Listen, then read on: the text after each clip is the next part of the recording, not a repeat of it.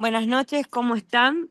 Desde el Comité de Enfermedad Vascular Periférica y Stroke, vamos a empezar con la serie de webinar para poder actualizarnos sobre temas muy importantes en nuestra especialidad. Contamos con disertantes de primer nivel para tomar esta patología que ya no la podemos tener como una patología sola, sino como una patología en conjunto, que es la trombosis venosa y el tromboembolismo de pulmón. Así que vamos a empezar la disertación con el doctor Gastón Mozo. Doctor Gastón Mozo es parte del Comité de Enfermedad Vascular Periférica, es cardiólogo en la ciudad de Mendoza, es expresidente del comité y es un médico magíster en medicina vascular y nos va a hablar un poco sobre los conceptos de la trombosis venosa superficial como parte de esta entidad tan importante. Así que bueno, te damos la bienvenida y muchas gracias, Gastón. Bueno, buenas noches a todos. Vamos a empezar la mesa interesante sobre tromboembolismo venoso. Vamos a comenzar hablando de que la enfermedad tromboembólica venosa es una enfermedad con una historia muy rica, como todas las enfermedades en la medicina. Alrededor del año 1271 se descubre el primer caso de trombosis en un monje francés. Luego, con el paso de los años, tenemos el descubrimiento de la tríada de Virchow, clave para la etiopatogenia, con la estasis circulatoria y la aparición de trastornos de hipercoagulabilidad. Sin mencionar, podemos dejar de mencionar al síndrome de Trousseau con tromboflebitis migratoria. Alrededor del año 1916 y en el 1931 se descubren las moléculas de heparina a partir de extractos de hígado de perro, y llegamos a la etapa de la era moderna en donde ya se descubre un hito para el diagnóstico, sobre todo de la enfermedad tromboembólica venosa, que es la aparición del dímero D, el descubrimiento de la proteína mutante de Leiden, la asociación de un factor de riesgo como los viajes prolongados y lo que merece también destacar un hito es el descubrimiento de los nuevos anticoagulantes en el tratamiento.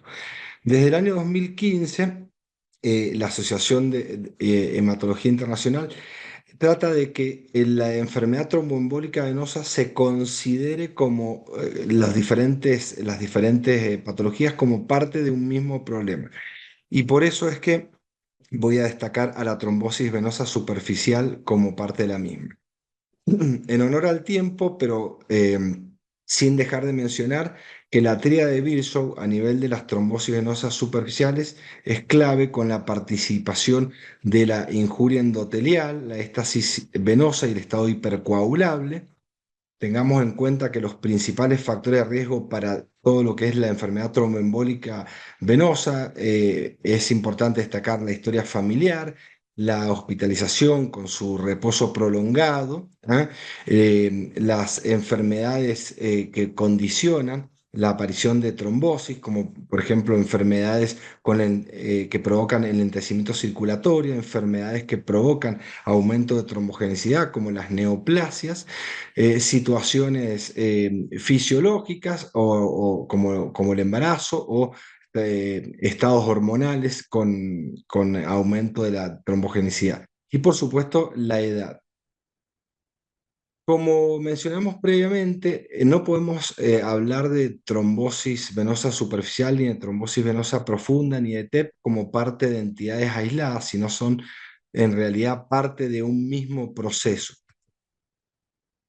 Una simple trombosis venosa no podemos considerarla como una enfermedad benigna. Se diagnostica cuando hay ocupación por material ecogénico en una vena del sistema venoso superficial, que sería una vena protegida por dentro de una fascia muscular o una vena por encima de la fascia muscular, con colaterales epifaciales o redes terciarias. ¿Por qué no es una enfermedad benigna, una trombosis venosa superficial? Pues es una enfermedad que puede tener mucha recurrencia y puede asociarse concomitantemente con trombosis venosa profunda. tenemos la ocurrencia de que la trombosis venosa superficial puede darse en el mismo sitio, por ejemplo, en un 15% y no presentar anomalía de la hemostasis.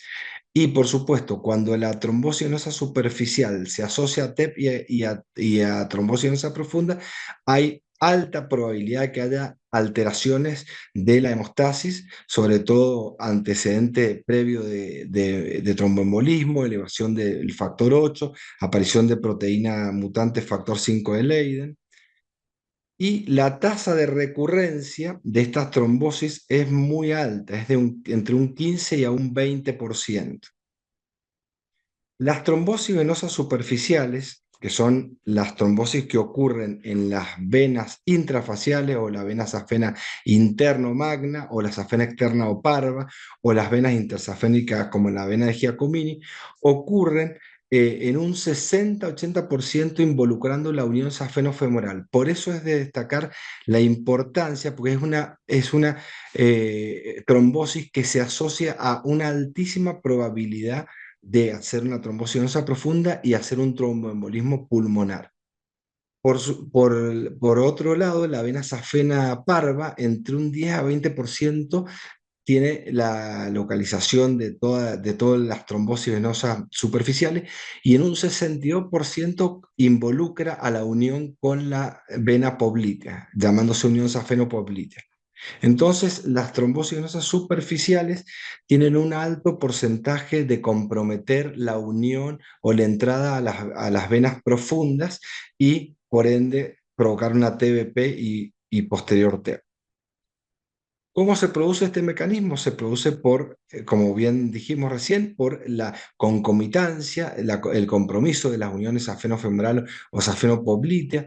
También se puede producir cuando una trombosis venosa superficial compromete una vena perforante. Esto va a producir una progresión a trombosis venosa profunda y en los estados hipercoagulables vamos a tener la ocurrencia de trombosis venosa superficial y profunda en forma simultánea. El diagnóstico, no voy a adelantarme porque ya lo van a entrar mis colegas en ello. Podemos diagnosticar una trombosis venosa superficial con un signo directo, que es ver el trombo, el coágulo en el vaso, con diferentes escogenicidades. El coágulo generalmente va a distender la vena. Signos indirectos, vamos a ver que no va a haber flujo, va a haber una disminución normal a la respuesta, sobre todo a la compresión local, y cuando se cronifica o se va produciendo colateralidad, podemos diagnosticar una trombosis más crónica. La trombosis venosa superficial y la trombosis, esto como ya mencionamos, progresa por dos mecanismos fundamentales que son la unión con los callados safeno-femorales safeno-popliteo y la unión a través de venas perforantes. Eso es un concepto para tener. Por eso la entidad de la trombosis venosa superficial siempre requiere corroborarlo con un ecodoppler, sobre todo para ver la ocurrencia de trombosis venosa profunda. En las grandes series que han estudiado la trombosis venosa superficial, como los estudios del POST, el STEP y el OPTIMEP, acá podemos ver que hay un dato muy interesante, que en estos estudios entre un 4 y un 7% de las trombosis venosas superficiales asociadas con profunda tuvieron TEP sintomáticos y un 33% tuvieron TEP asintomático. Entonces, una simple enfermedad, entre comillas, benigna como la trombosis venosa superficial puede producir tromboembolismo pulmonar. Por eso es importante el concepto de tromboembolismo venoso y no considerar como compartimentos estancos y separados estas tres caras de la enfermedad tromboembólica venosa. Bien, ¿por qué es importante considerar todos los elementos del tromboembolismo venoso? Como bien dijimos, por la elevada frecuencia que tienen, la incidencia de la TBP en la población general es de 0,5 a 1,2% de personas al año, la de TEP es de 0,3 a 0,6. Las trombosis venosas superficiales se asocian, formando el TEP que ya lo mencionamos, con una prevalencia en la población general de entre un 3 a 11%, muy alta.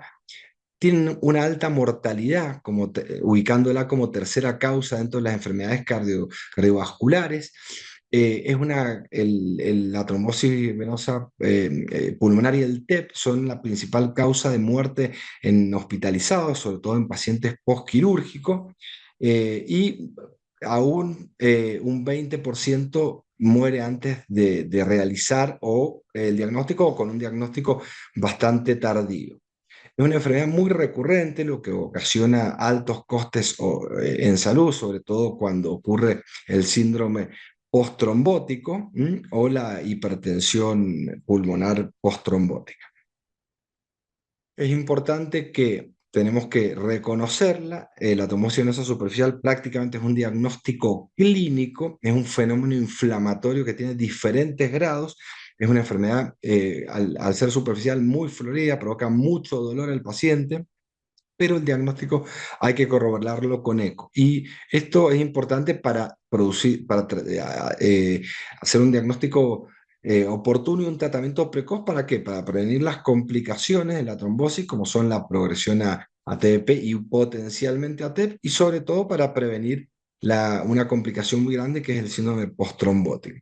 Acá tenemos un arsenal terapéutico que podemos ir desde el tratamiento médico con medidas higiénicos-dietéticas, como deambulación, las medidas de compresión graduadas, movilidad, eso es importante en la medida que se pueda movilizar un paciente, es clave, estamos eliminando un elemento de la tríada de Virchow o evitando la perpetuidad. Antibióticos excepcionalmente, si hay signos de infección o supuración. Farmacológico tenemos desde los AINES tópicos y sistémicos, pasando por las heparinas, los heparinoides, heparinas en gel, hasta la anticoagulación tradicional, los nuevos anticoagulantes con el rivaroxana a la cabeza. El tratamiento quirúrgico, tenemos las posibilidades de hacer flebectomía, ligaduras profilácticas, stripping, trombectomías. Eso es todo lo que tenemos a disposición para tratar la trombosis venosa superficial para evitar las complicaciones, que son prevenir la extensión del trombo y las complicaciones embólicas. Bueno, como mensaje final de la trombosis venosa superficial como parte del TEB, es que es una enfermedad frecuente. Puede presentarse como TBS, TBP o TEP. Acuérdense que es parte de toda la misma enfermedad. Las trombosis superficiales, como mencionamos, sobre todo las proximales, las que son extensas decimos más de 10 centímetros, o las que están cerca de los callados, que son vías contiguas a la TBP, deben considerarse sinónimos de TBP. Una trombosis venosa superficial en unión safenofemoral o unión safenopoplitea son TBP. El Doppler es fundamental para el pronóstico, siempre hay que hacerlo en las dos piernas y para evaluar las consecuencias y guiar el tratamiento.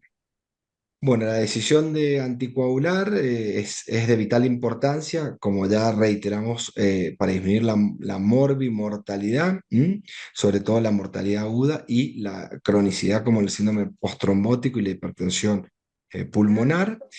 Y en el marco de la prevención del tromboembolismo venoso es clave la información y la educación a la comunidad. Bueno, muchas gracias. Bueno, muchas gracias a vos, Gastón. Excelente exposición. Y los que hacemos ecografía vemos todos los días una trombosis superficial que está asociada a un tromboembolismo venoso, así que es de fundamental importancia la charla que vos diste.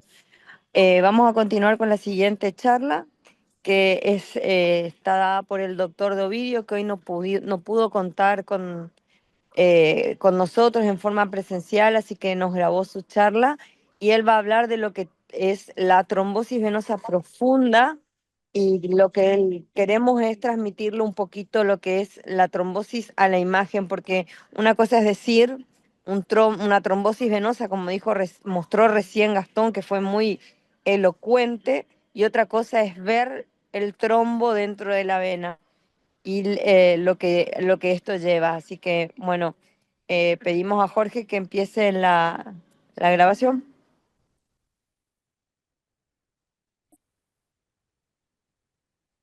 Hola a todos.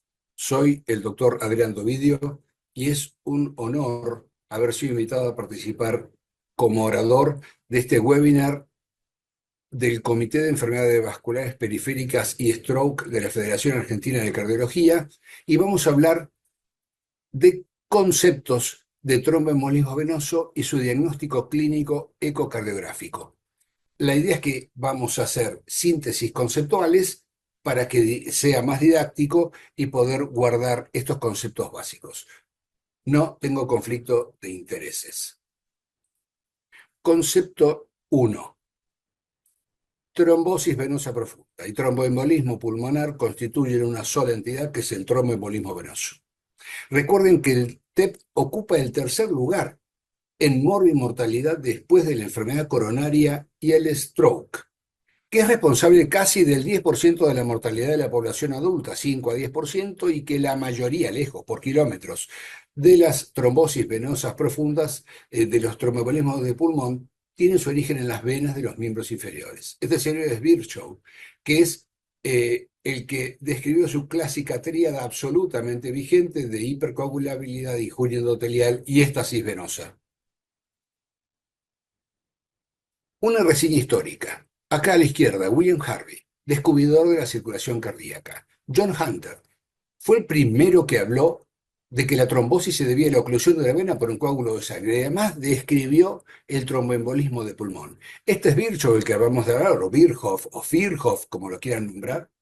Richard Weissman o Wiesemann, trombosis venosa profunda distal que puede progresar a proximal, concepto clave y base para anticoagular al paciente en las trombosis más distales. Y habló de la hipercoagulabilidad además. Armand Trousseau describió la tromboflebitis migratriz, la flegmasia alba dolens y la relación entre el cáncer y la TBP, y les comento que lo hizo en él mismo. Este es John Homans. Fíjese que no puse Homans con D ni con doble M. Es John Homans, que era médico y aviador, y fue el que describió la relación entre la TBP y el reposo prolongado y el síndrome de la clase turista. Síntesis conceptual 2. Los trombos pueden venir de cualquier lado, pero la mayoría por kilómetros se originan en las venas profundas o superficiales de los miembros inferiores, siempre y cuando tome los grandes troncos superficiales, las afenas interna y externa, o magna y parva, en su segmento proximal. Y acá tienen estos muchachos. Este espantoso está esto es la vena safena interna. Este está en la vena femoral común. Esa es la arteria femoral superficial y esta es la arteria femoral profunda. Este muchacho está en la vena femoral común. Como lo pueden ver, está intentando dividirse y llegar al pulmón. Se imaginarán que parte llegó con toda seguridad. El 50% de los pacientes con trombosis venosas profundas proximales hacen embolias de pulmón. 1 de cada 2. Las distales baja mucho, ya veremos enseguida. Síntesis 3 era esta. De la poplitea incluida para arriba. Alta probabilidad de TEP, 50%. La mayoría, por suerte, sintomáticos.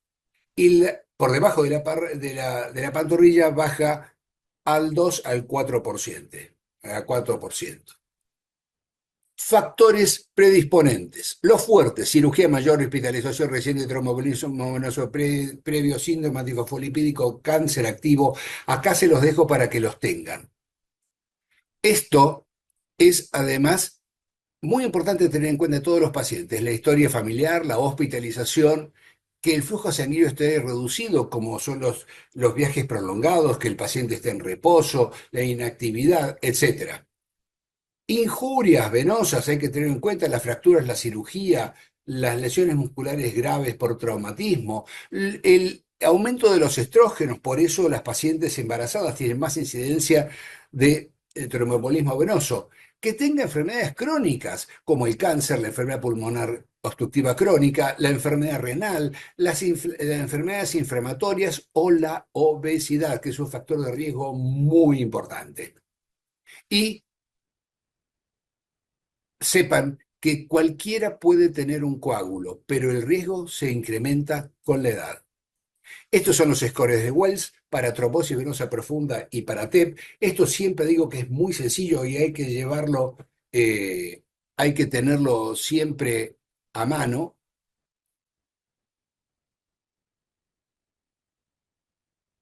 Pero fíjese, es lógico, el cáncer, la parálisis, el reposo, la inmovilización, la tensión localizada, el edema en todo el miembro, la injuria de las piernas, el edema de 3 centímetros, que haya diagnóstico alternativo o no, y estas son las probabilidades, muy importantes. La clínica.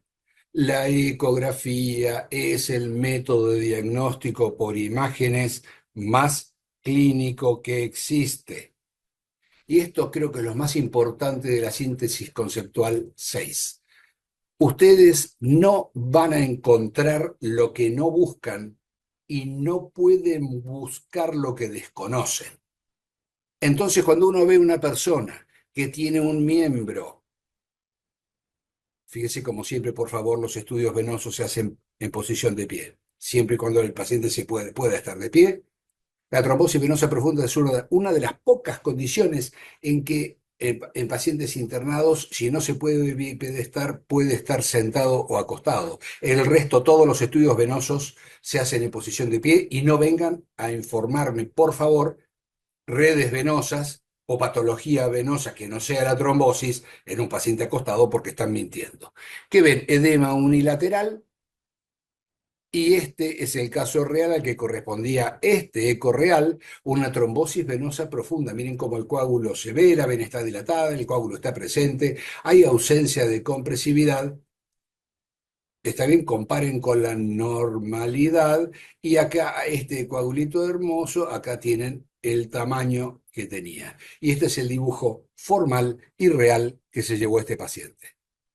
El ecodoppler venoso tiene para el diagnóstico de tromboembolismo venoso y también para la embolia pulmonar una sensibilidad del mayor 90% y una especificidad del 95%, por lo tanto está recomendado con nivel de evidencia, o con una clase 1 con un nivel de evidencia A, punto y aparte.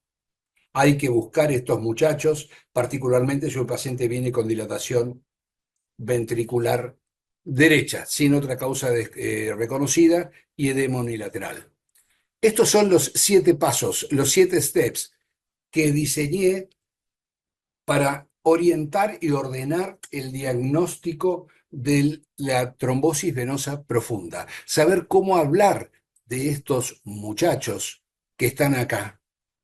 Veamos, este es el ecocardio real de este paciente que ven acá, que tiene una trombosis venosa profunda proximal de la vena femoral común con embolia de pulmón. Miren, este otro coágulo es otro paciente y este otro coágulo es en la vena safena interna. Los 7 steps, que además están publicados en las guías que publicamos con el comité en la revista FACA en el año 2022, son la clínica. Si no sospechamos la trombosis venosa profunda, no lo diagnosticamos. Por lo tanto, hay que buscar el edema unilateral. Recuerde que las trombosis venosas profundas no duelen, sí pueden molestia. Las que sí pueden doler son las trombosis gastroanemias. ¿Por qué? Porque generan a su alrededor inflamación.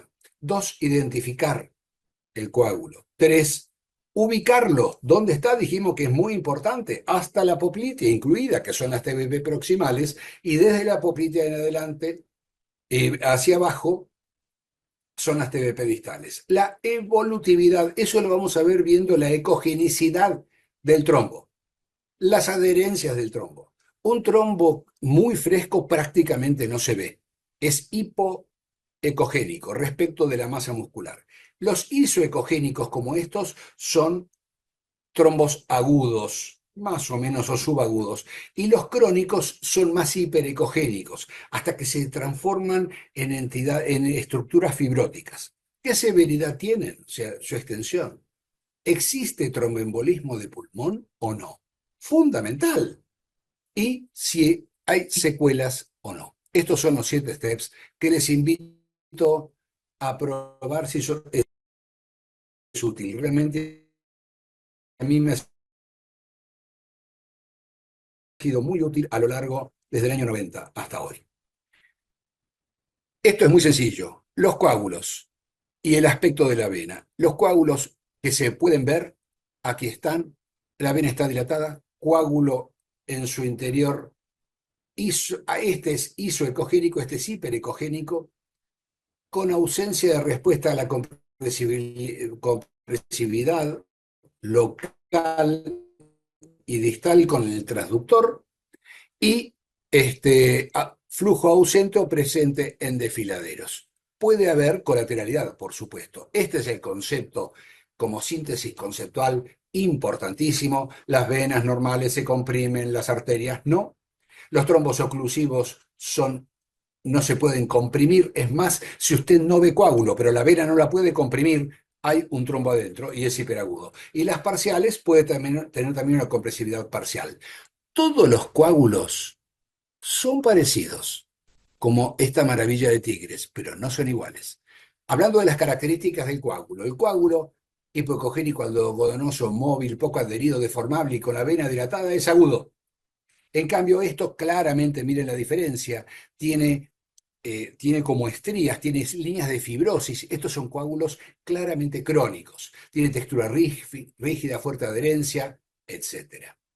Por favor, en todo paciente que detecte una trombosis venosa profunda, hagan un ecocardio, por favor. Es una vista apical hay que hacer un ecopocus o un ecofast, llámenle como lo quieran, pero estamos obligados a mirar el corazón, porque si el corazón está dilatado, seguramente el paciente va a estar disnéico, taquicárdico, y como en este caso, es muy probable, miren, los coágulos que tienen en las arterias pulmonares, es muy probable que este paciente, como este, tenga una embolia pulmonar y hay que internarlo y tratarlo adecuadamente. O lo que pasa con este señor. Esto es un hombre de 40 y pico, deportista, hace un viaje muy largo y resulta que viene y me dice, tengo dolor, me duele la pantorrilla. Cuando voy a todas las venas femoral común, superficial, profunda, compresibles. Ahora, cuando llego a la pantorrilla, me encuentro con una trombosis venosa profunda de la vena poplitea. Acá tiene eje corto, acá tiene eje largo, un coágulo que este hombre ya había viajado hace un mes. Miren, entonces, a pesar de las cavidades derechas estaban bien, le dije, mira, hacete una tomografía, una tomografía con protocolo TEP, y efectivamente tenía un pequeño tromboembolismo pulmonar. ¡Qué bárbaro! Este es el síndrome de Homans o del viajero.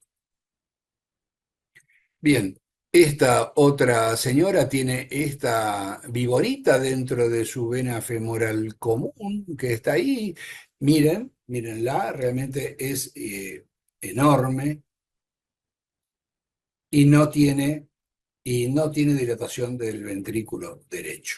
Hoy con el ventrículo derecho además se pueden hacer más cosas. Si quieren confirmar en este otro caso de trombosis venosa profunda y TEP, tromboembolismo venoso, dilatación de las cavidades derechas, el signo de McConnell claramente, fíjense cómo se mueve el ventrículo, las características de su dilatación, cómo se mueve un poco la punta, y acá tienen el strain del ventrículo derecho, y este es el dibujo que le mandé en su momento al paciente.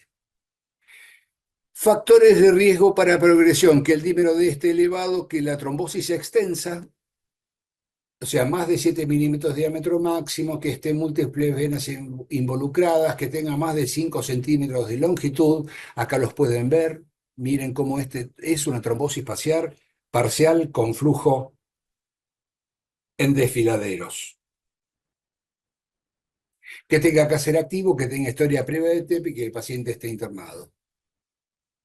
Las trombosis venosas superficiales, como concepto muy importante, que involucran las venas troncales del sistema venoso superficial, o sea, venas afena interna o venas afena externa, deben ser anticoaguladas. En este caso, trombosis venosa superficial que se mete dentro de la vena femoral común. Miren, por favor, acá tienen el dibujo original, ahí lo pueden ver bien. Sigamos adelante. Siempre que esté involucrado el callado, siempre que mida más de 15 centímetros, si no está totalmente involucrado el callado, debe ser anticoagulada como si fuera una trombosis venosa profunda. El resto de las trombosis venosas superficiales no tienen indicación de anticoagulación. Siempre buscar las venas gastrocnemias. Fíjense, acá tienen los músculos gemelos, fíjense, o gastrocnemios, cómo son totalmente compresibles y acá no.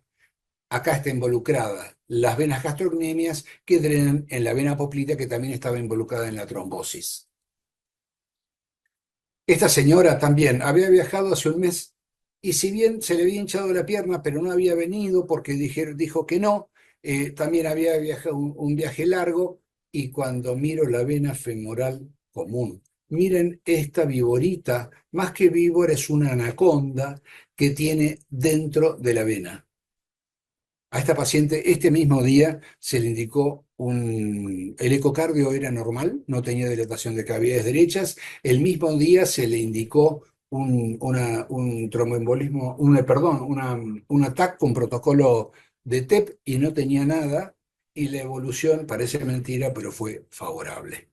Ojo con las embarazadas, por favor, recuerden, es eh, más frecuente que las mujeres durante su embarazo hagan trombosis, más aún cuando son más grandes. En este caso fue una chica muy joven, tromboembolismo de pulmón, realmente estuvo muy mal, como yo tengo en mi equipo en el hospital ecografista general.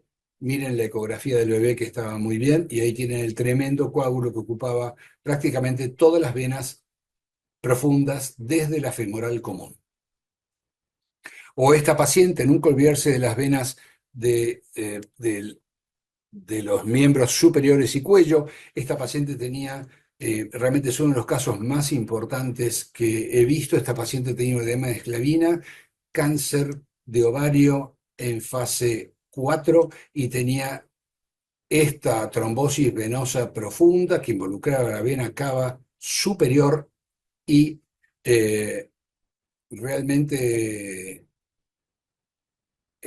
y las dos subclavias, estaba toda hinchada por mujer y se la trató no solamente con anticoagulación y se le hizo una trombectomía venosa, como pueden ver. Diagnósticos diferenciales, esto es una TBP, esto es una trombosis venosa superficial, esto es un quiste de Baker y esto es una ruptura miofibrilar con hematoma, muy importante tenerlo en cuenta. Los quístoles de Baker son muy frecuentes. Una de las últimas síntesis, ¿cómo puede evolucionar? A la cura total del 50% o hacerla sus complicaciones. El síndrome postrombótico, que lo vemos tan frecuentemente, edema crónico, telangiectasis, hiperpigmentación, lipodermatoesclerosis y ulceración, o la hipertensión pulmonar, la hipertensión pulmonar tromboembólica crónica, único tratamiento quirúrgico. Bien, este es el mensaje, por favor, de nuevo. Después de todo lo dicho, ¿a este paciente lo deja ir o lo anticoagula? Esto es también una trombosis venosa profunda de la vena femoral común y venas distales, con gran compromiso del ventrículo derecho. Miren qué rápido que se hace un eco fast y un eco de la vena cava inferior. No cuesta nada. Y esto, bueno, esto es una trombosis en una paciente con un stent. En realidad tiene 3 stent puestos, uno atrás de otro, venosos, también por otro caso de trombosis venosa profunda, que se los muestro para que vean que en las venas también ponemos stents y que a veces se complican como en este caso. Este es el tratamiento. Recuerden que hoy, si no encuentran hematólogo rápido, pueden empezar la anticoagulación ustedes con Apixa, o sea, con NOAX, que el tratamiento con NOAX, con los anticoagulantes, sea heparinas, heparinoides o NOAX, tiene un tratamiento inicial, el tratamiento primario que dura 3 a 6 meses y siempre más de 3 a 6 meses hacemos prevención secundaria. Acá les dejo los esquemas hasta el momento no han cambiado, dice que tienen toda una charla a propósito de esto. Estas son las conclusiones, les agradezco muchísimo la atención y espero que les haya servido. Buenas tardes.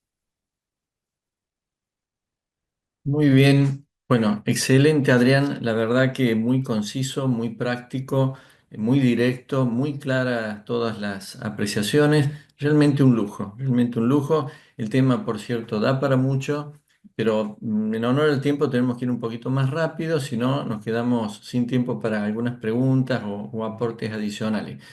Va a seguir disertando el doctor Gerardo García. Él es especialista en cardiología. Él es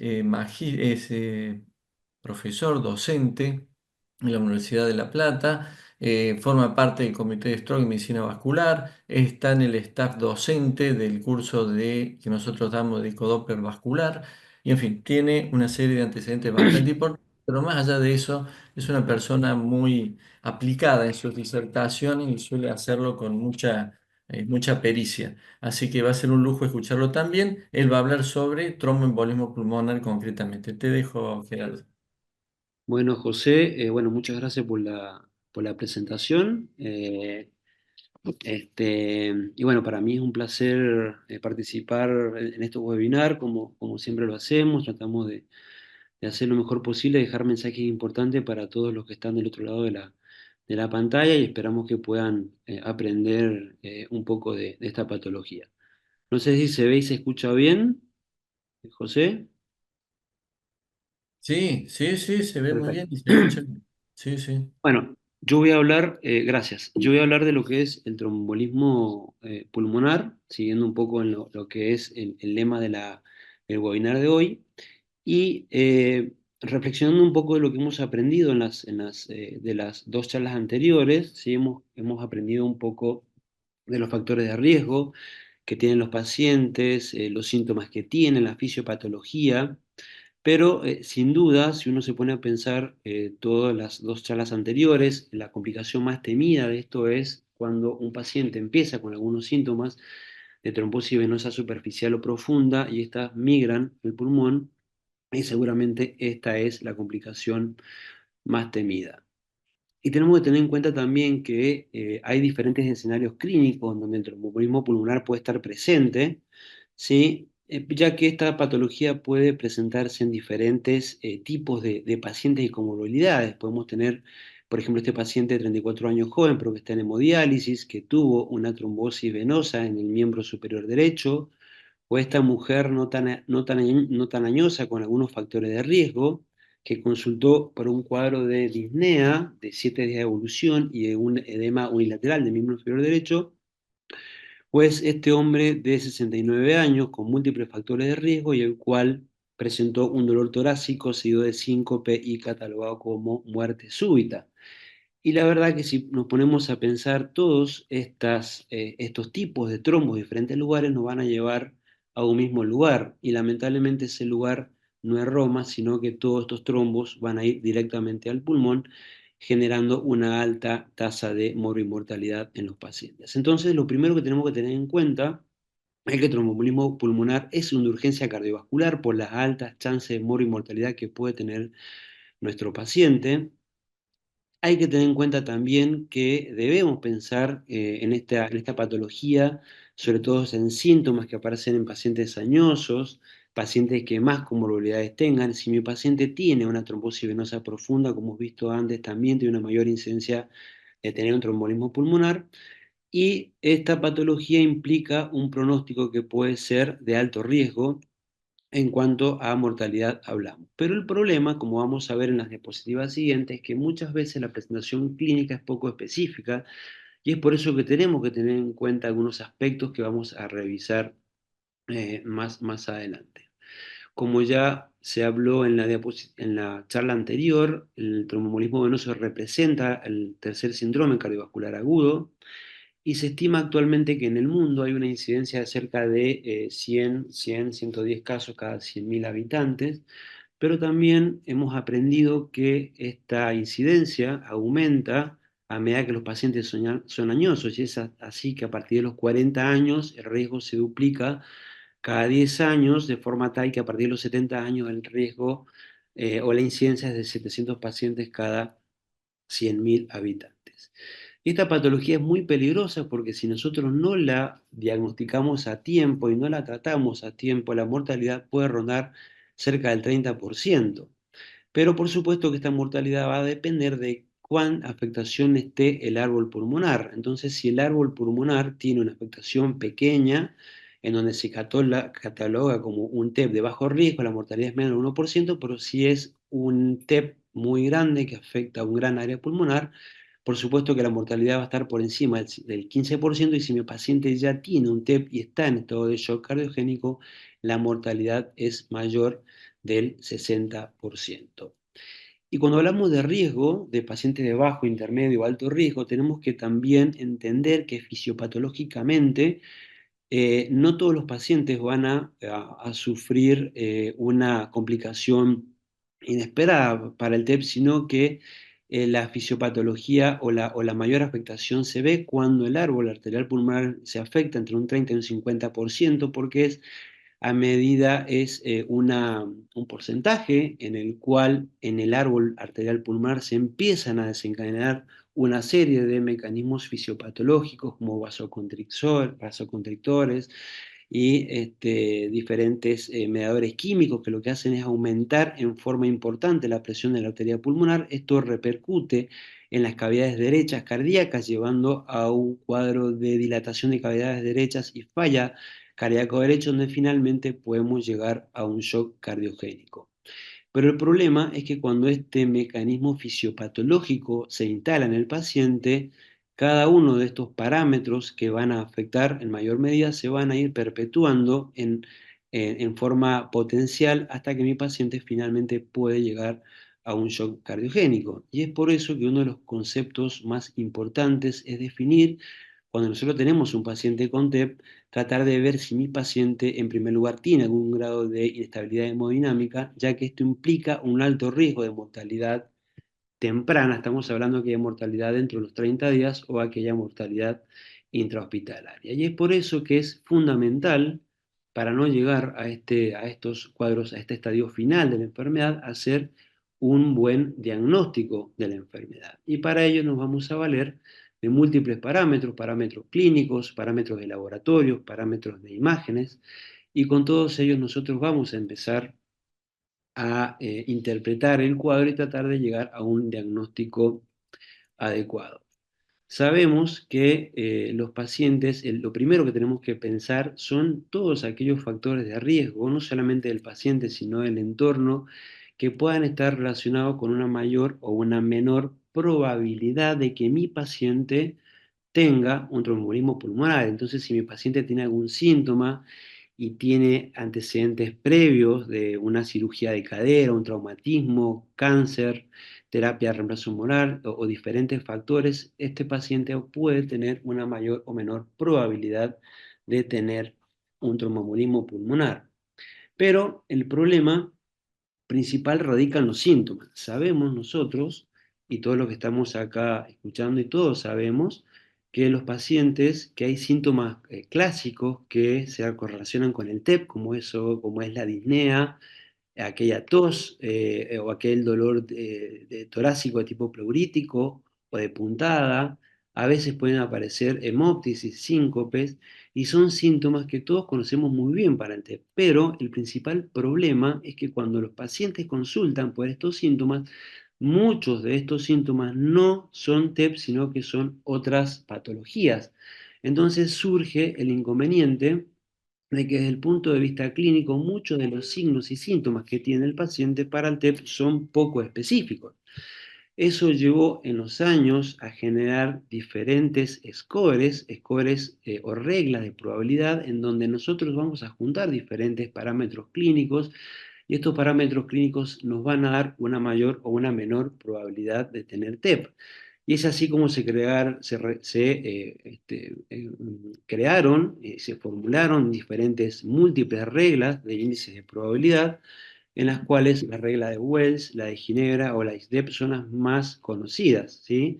Y en las cuales podemos ver que se tienen en cuenta algunos parámetros clínicos como la taquicardia, la hemóptisis, los signos de cáncer, el tener una trombosis venosa profunda, etcétera. Y todos estos parámetros, usemos el score que utilicemos, nos van a dar una puntuación, y con esta puntuación nosotros podemos predecir qué probabilidad tiene mi paciente de tener un TEP. Entonces, si estos puntajes nos dan bajo, es poco probable que mi paciente tenga TEP, pero si los índices me dan puntajes más altos, entonces es muy probable que mi paciente tenga TEP y tenemos que seguir con la seguidilla diagnóstica. Y para seguir con los estudios diagnósticos, tenemos en cuenta algunos menos específicos, como son la radiografía de tórax, que la radiografía de tórax, si bien es un método poco específico, podemos tener algunos signos clásicos, como son estas zonas de hiperclaridad, como es el signo de Buissemaker, pero la radiografía en realidad nos sirve para hacer diagnósticos diferenciales más que diagnóstico confirmatorio de TEP.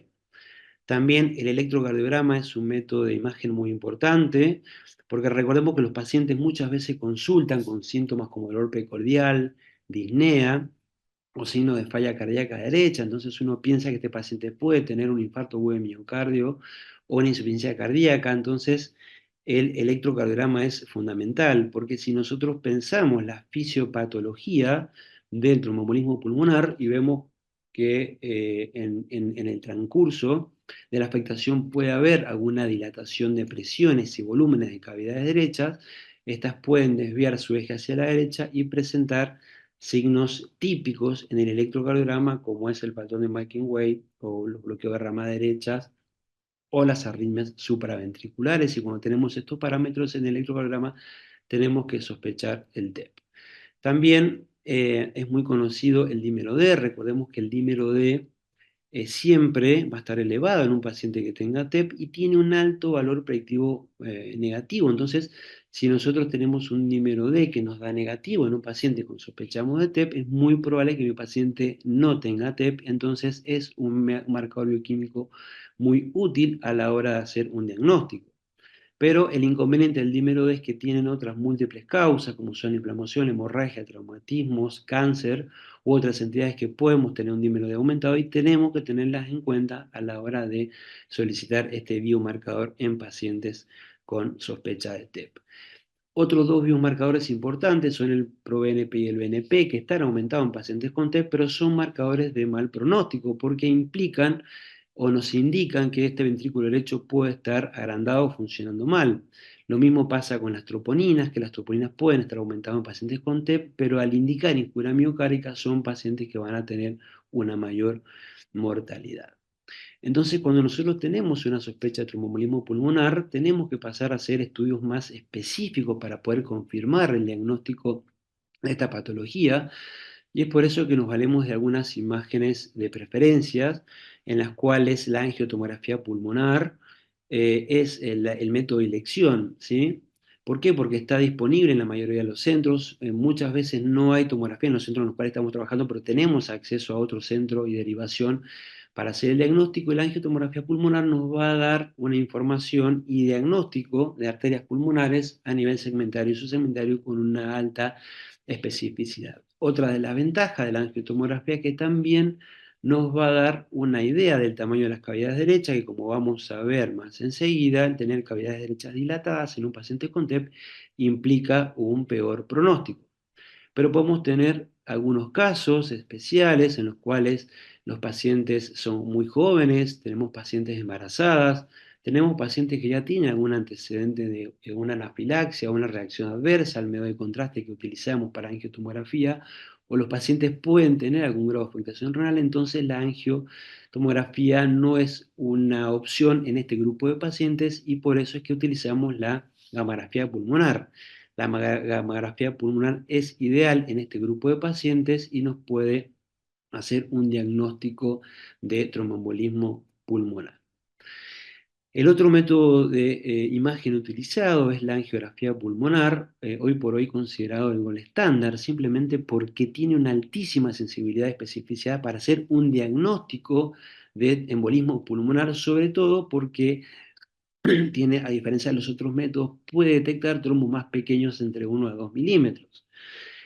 Y también actualmente en la mayoría de los centros, pero no es la realidad en todo el mundo, se puede utilizar como alternativa cuando los otros métodos no son concluyentes y tiene actualmente la quizás un poco desventaja que es a veces complicado contar con un centro de hemodinamia para hacer este estudio en los pacientes que sospechamos TEP, o a veces el derivar paciente a un centro de hemodinamia de mayor complejidad también puede ser un poco dificultoso, y es por eso que esta técnica tiene esa dificultad. Pero en algunos centros especializados, en centros de alta complejidad, en centros que ya tienen una alta experiencia con angiografía pulmonar, hoy por hoy ya hay publicaciones nuevas y en los últimos años también se ha demostrado que en los centros que tienen una gran experiencia con la angiografía pulmonar, se empieza a utilizar como método de primera elección para diagnóstico y tratamiento, ya que se trata la trombectomía por este método y se evita el uso de, por ejemplo, trombolíticos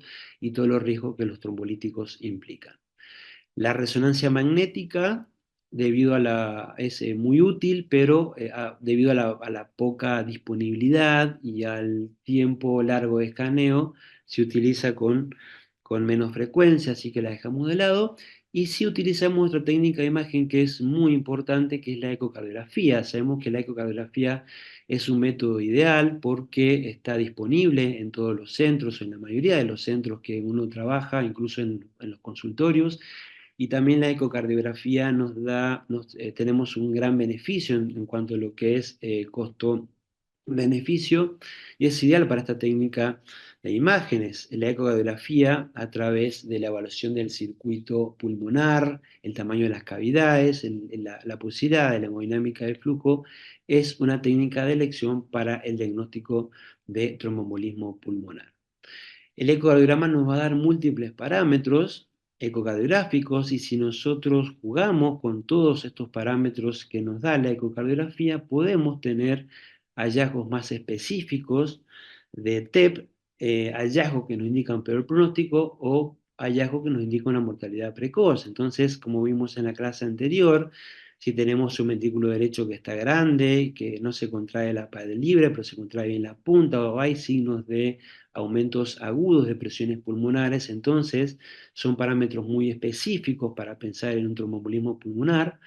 Y si el ecocardiograma nos muestra que este paciente tiene la aurícula derecha dilatada y funciona mal, entonces son marcadores de poder pronóstico.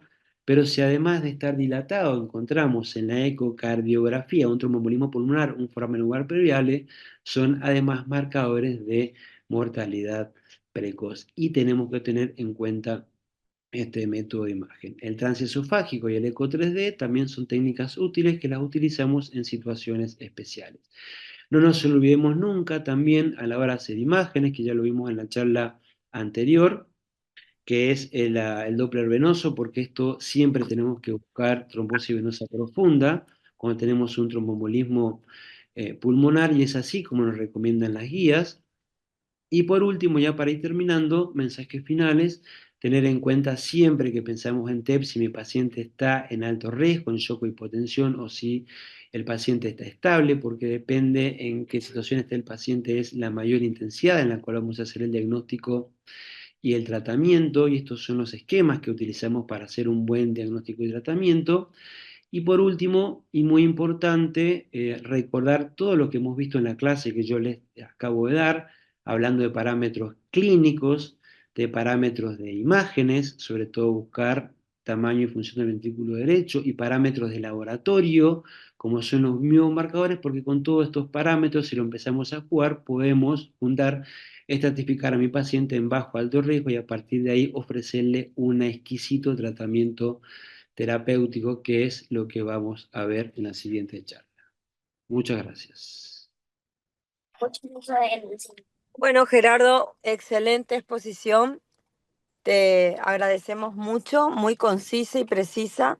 Y ahora, como para culminar este tema, contamos con la doctora Massim, que es la jefa de unidad coronaria del Instituto de Cardiología de Corrientes, que está en el Comité de Cardiopatía Isquémica y que es una de los referentes nacionales en todo lo que es anticoagulación, y nos va a hablar sobre todo de los tratamientos con los nuevos anticoagulantes en relación a esta entidad. Así que bueno, doctora Massim.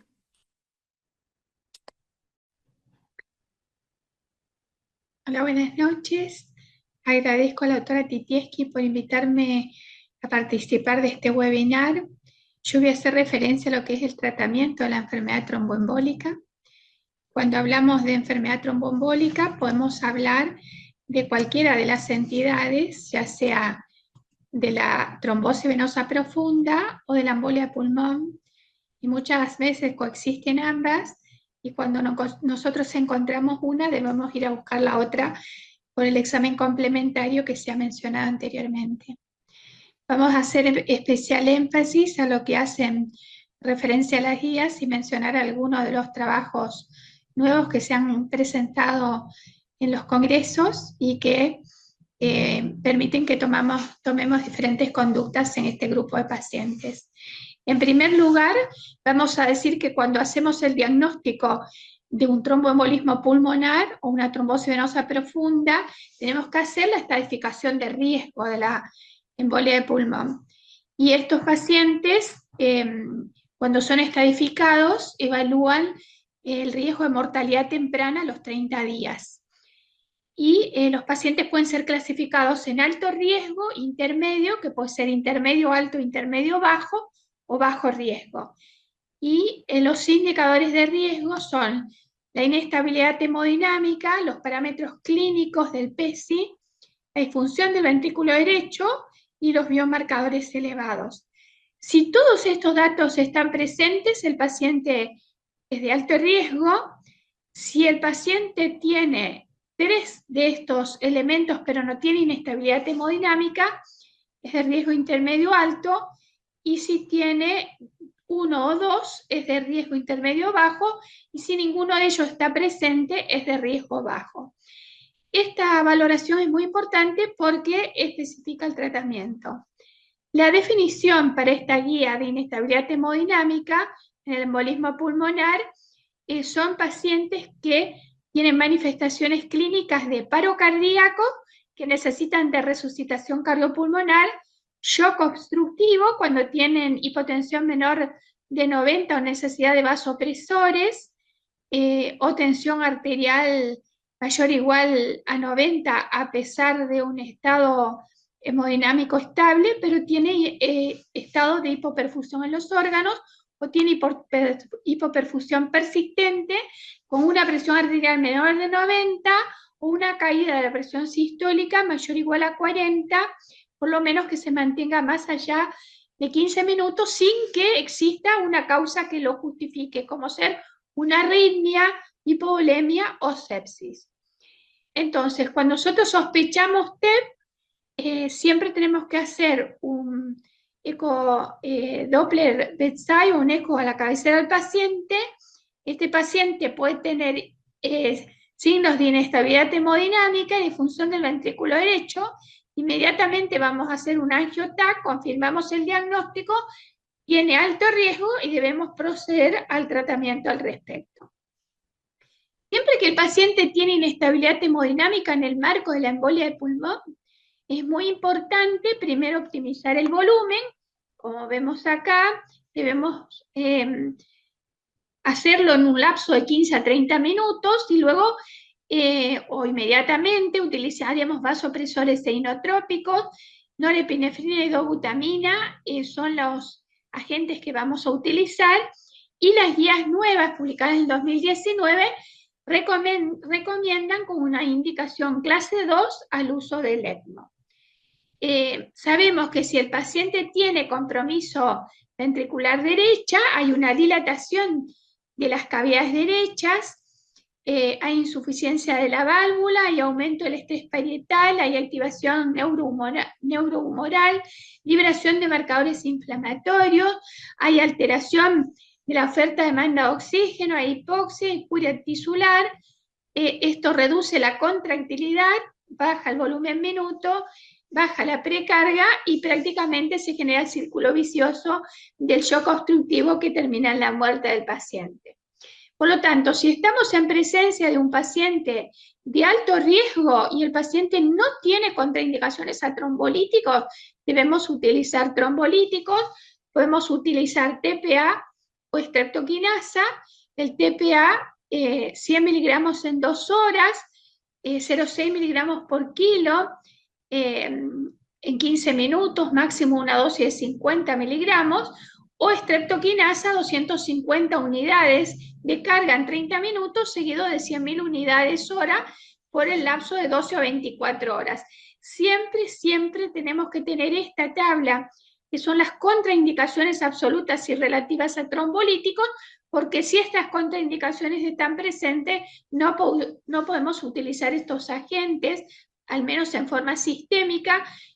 Si no tiene las contraindicaciones absolutas, se puede llegar a utilizar el trombolítico intravascular, que las dosis son mucho más reducidas, o la embolectomía.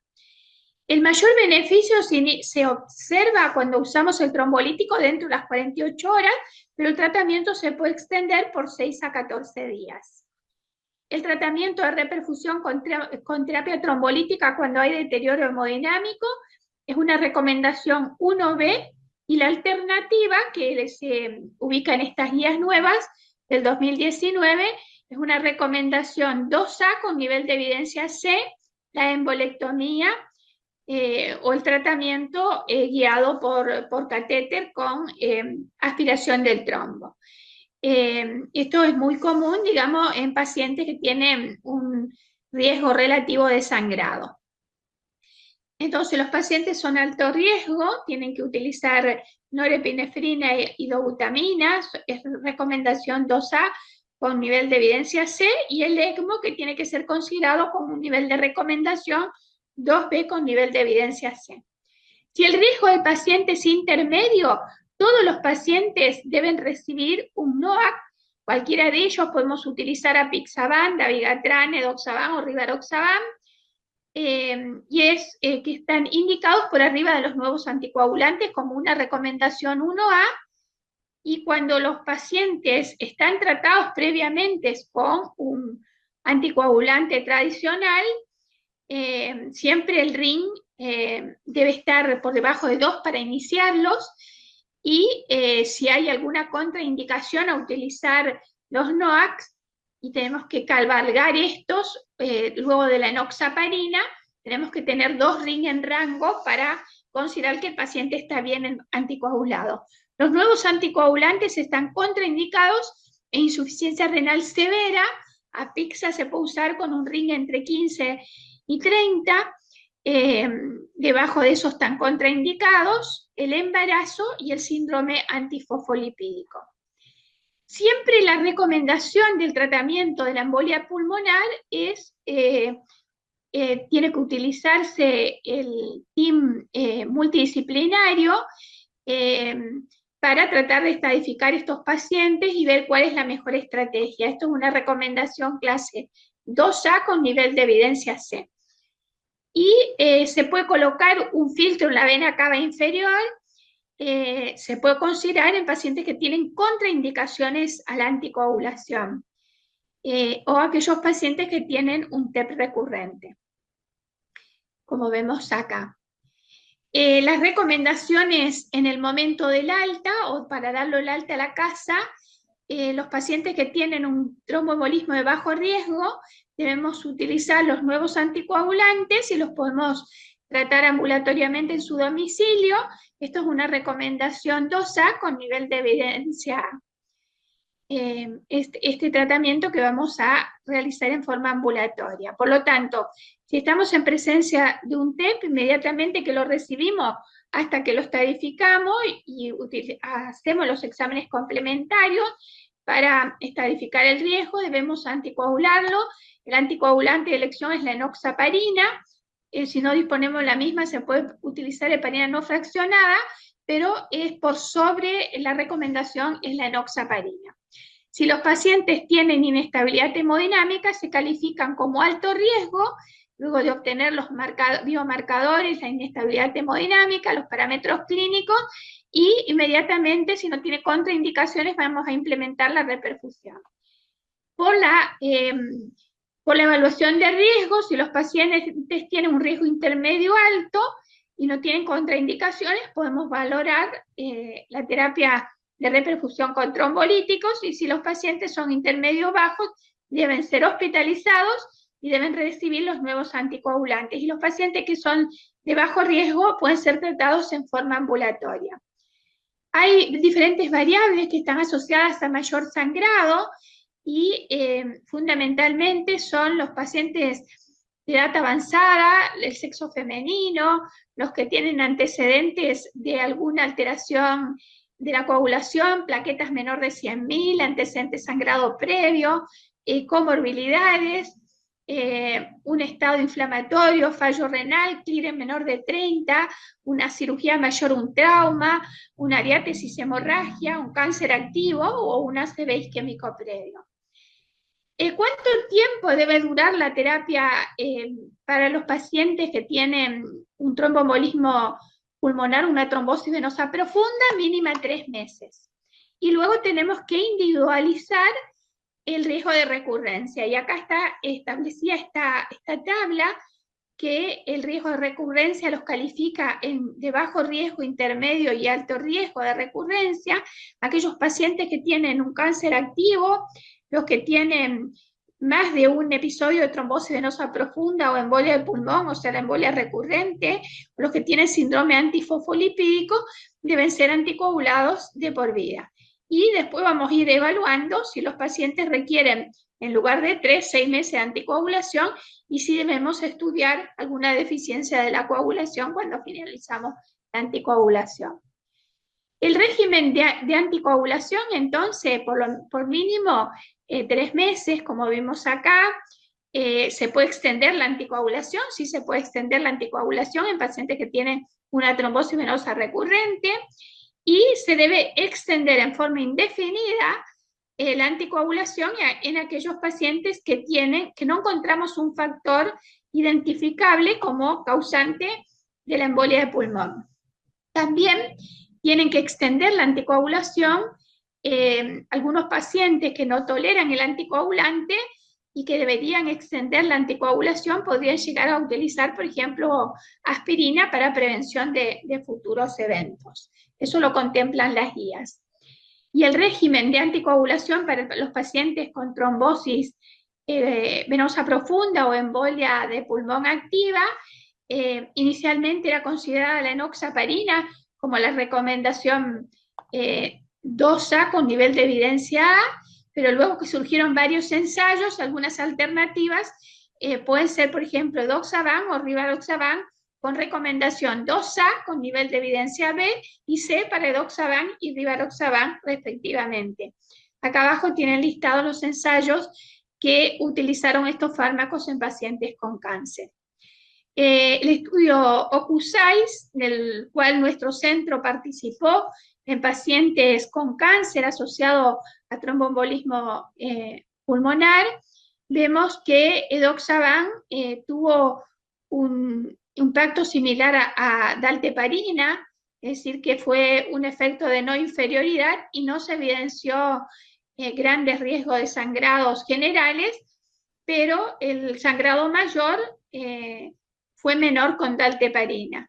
Entonces, siempre hay que tener cuidado por el riesgo de sangrado en este grupo de pacientes. Y el ensayo APICCAT, que fue presentado recientemente en el ACC, donde extender la dosis de anticoagulante con apixaban bajas dosis o apixaban altas dosis después de un tromboembolismo asociado a cáncer, lo que mostró es que la dosis de 2,5 cada 12 apixaban tuvo un mayor impacto en la reducción del tromboembolismo venoso recurrente en el seguimiento a un año y el riesgo de sangrado fue mucho menor con la dosis baja de apixaban de 2,5 cada 12. Por lo tanto, la conclusión de este trabajo fue que el tratamiento anticoagulante prolongado con dosis reducida de apixaban no fue inferior a la dosis completa de apixaban en la prevención de la trombosis venosa profunda o de la embolia de pulmón en pacientes con cáncer activo. Y esto respalda que en pacientes con cáncer podemos utilizar apixaban dosis baja. Y si nosotros miramos las características de la población en este ensayo, prácticamente el 66% de pacientes en el grupo de dosis reducida apixaban o dosis full de apixaban, tenían metástasis, o sea que era una población de alto riesgo. Por lo tanto, el tratamiento de los nuevos anticoagulantes en los pacientes que tienen un cáncer activo debe ser indefinido, mientras dure el cáncer activo, por supuesto. Y bueno, las primeras guías recomendaban la heparina de bajo peso molecular, pero también podemos utilizar edoxaban, rivaroxaban y el apixaban con este ensayo presentado en la ICC, que muestra que dosis baja de 2,5 cada 12 son efectivas y baja el riesgo de sangrado. Un apartado importante que se tuvo en cuenta en las guías del 2019 fue la embolia de pulmón y el embarazo.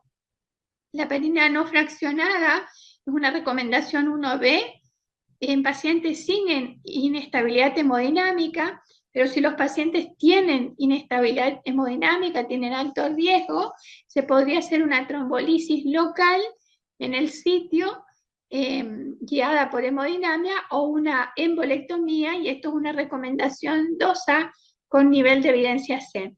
Y los nuevos anticoagulantes en el embarazo no son recomendados.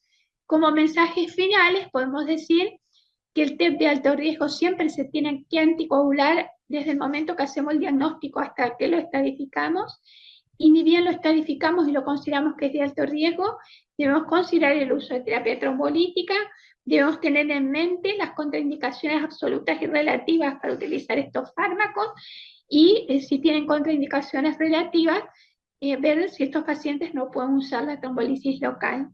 El manejo de la inestabilidad hemodinámica es fundamental con expansión de volumen si no requiere, el uso de inotrópicos, norepinefrina y dobutamina, y si hay necesidad, el uso del ECMO.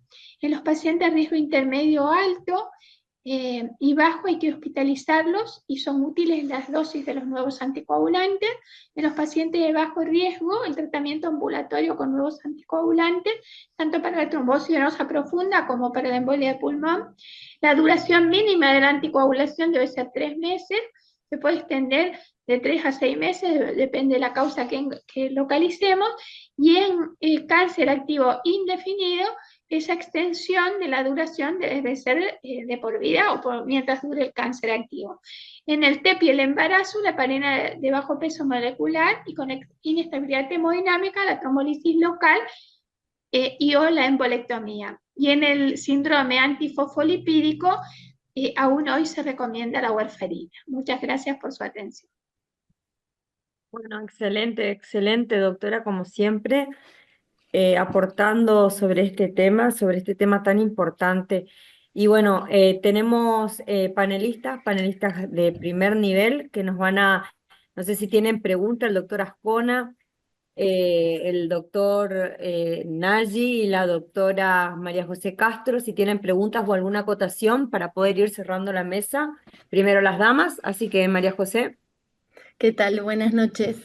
Bueno, primero agradecer a los disertantes, excelentes exposiciones, muy enriquecedoras, claras y concisas. Así que, bueno, primero eso. Después me interesaba resaltar algo que dijo el doctor Dovidio con respecto a la caracterización de los trombos, que es muy importante que los caractericemos, que expongamos esto en nuestros informes, porque quienes reciben los estudios que realizamos tienen que tomar una conducta con eso. Entonces, bueno, ver si es aguda, si es crónica, tener en cuenta eso, si es total, la extensión, la localización y demás, como que nuestro informe es determinante para quien recibe el estudio y para el paciente. Eso con respecto a las charlas. Y después quería consultar qué criterios utilizan para la anticoagulación de la trombosis venosa superficial en miembros superiores. Si se utilizan los mismos que para la trombosis, para anticoagular una trombosis venosa de miembro inferior que en el superior, digamos. ¿Quiere responder a alguno de los expositores? Sí, no sé si está el Gastón. A ver. En realidad, María José, se utiliza, es muy difícil ver, es muy raro ver trombosis en miembros superiores. casi siempre están asociados a un síndrome como es un antifosfolipídico o a una enfermedad autoinmune, casi siempre son proximales. Eh, Trombosis superficiales no se anticoagulan y se toman los mismos criterios en relación a la proximidad al callado, el callado de la vena cefálica. Y también tenemos que tener en cuenta que las trombosis de los miembros superiores se da más frecuentemente en relación a los pacientes con enfermedad renal crónica.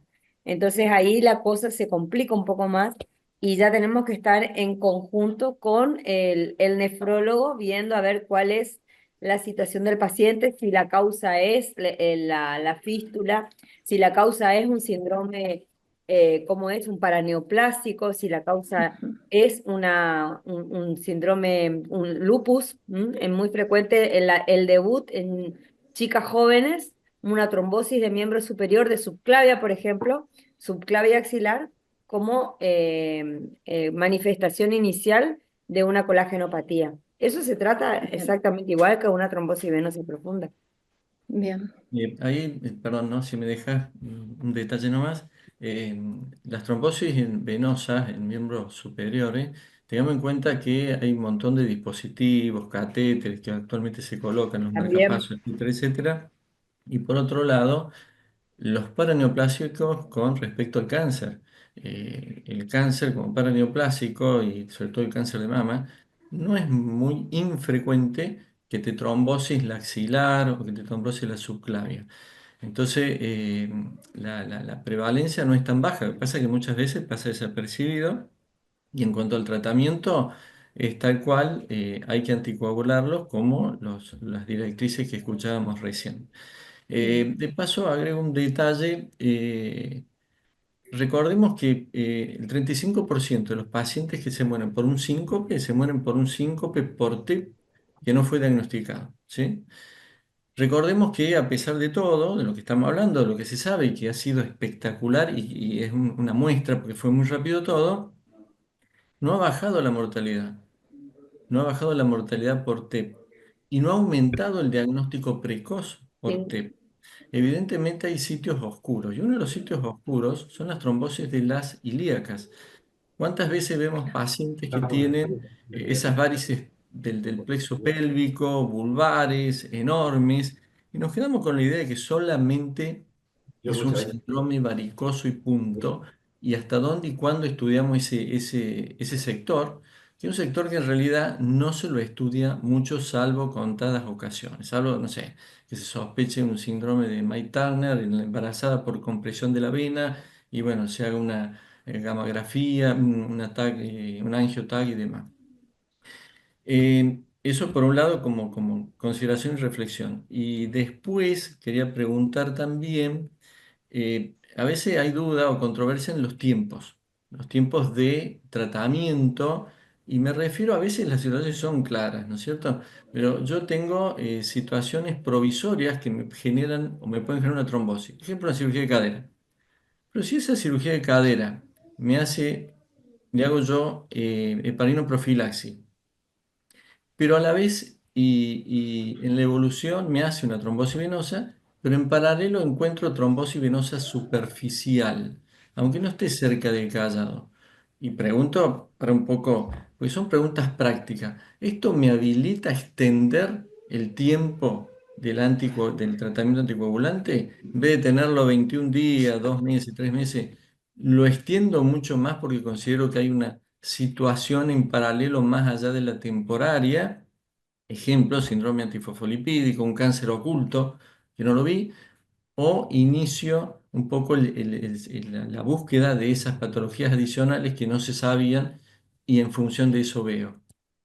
bueno, excelente acotación, José. Bueno, la verdad que esto, como dijimos desde un principio, es un tema que no es para darlo en 1 hora y media. De hecho, vamos a tener una mesa completa en el Congreso, en donde vamos a poder explayarnos mucho más. Y para fin de año está programado el weekend sobre tromboembolismo venoso. El último panelista que nos queda, el doctor Héctor Ascona. Hola, ¿cómo está, doctor? ¿Estás ¿Me muteado? escuchan? Está Perfecto. muteado. Ahora sí. Bueno, muchas gracias a todos por la exposición clara, concisa, la verdad que excelente los profesionales que dieron todas las exposiciones.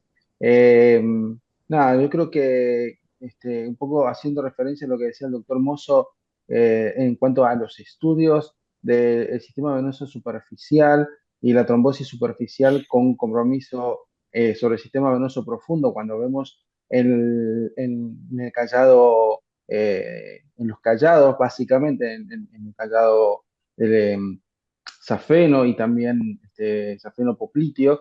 Yo creo que ahí hay que tener bastante cuidado en evaluar bien siempre todo lo que sean las venas perforantes, las comunicantes, porque nos han pasado o pasa, digamos, muchas veces que uno pretende ver solamente una trombosis superficial y queda, digamos, con ese diagnóstico impreciso, y al no ver esa comunicación se puede estar subestimando una trombosis que en realidad llega al sistema profundo y puede complicar aún más la patología. Y solamente dejar un comentario nada más con respecto a los tiempos de anticoagulación también, que obviamente eso lo podemos explayar en otro momento, era en cuanto a las trombosis que ocurren sobre el sector gemelar y el sector gastronómico, también, digamos, valorar el tiempo de la anticoagulación, teniendo en cuenta que si bien tienen una baja posibilidad de trombosis de tromboembolismo de pulmón, dijimos entre un 2 y un 5%, bueno, puede ser existente, digamos, esa posibilidad y a tener en cuenta. Muchísimas gracias por invitarme, un placer. Excelente, gracias, muy amable, doctor. Y bueno, creo que este tema da para mucho. Los esperamos en el Congreso. Vamos a tener una mesa muy similar a esta, pero un poco más extensa, en donde vamos a poder explayarnos y poder preguntar mucho más.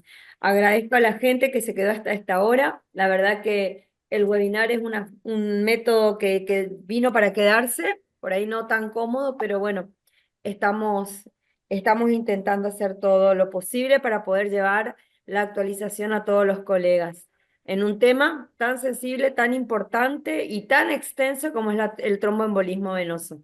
Los esperamos la semana que viene desde el Comité de Enfermedad Vascular Periférica y Stroke para el siguiente webinar de enfermedad carotidia, así que no se lo pierdan. Y bueno, los esperamos en el Congreso de la Federación. Muchas gracias a todos por la participación. Gracias. Bueno, gracias a Gracias. todos, un gusto, saludos, abrazos y buena semana. Nos vemos la próxima semana. Muchas Feliz gracias semana. a todos. Feliz Adiós, semana. buenas Muchas noches. gracias.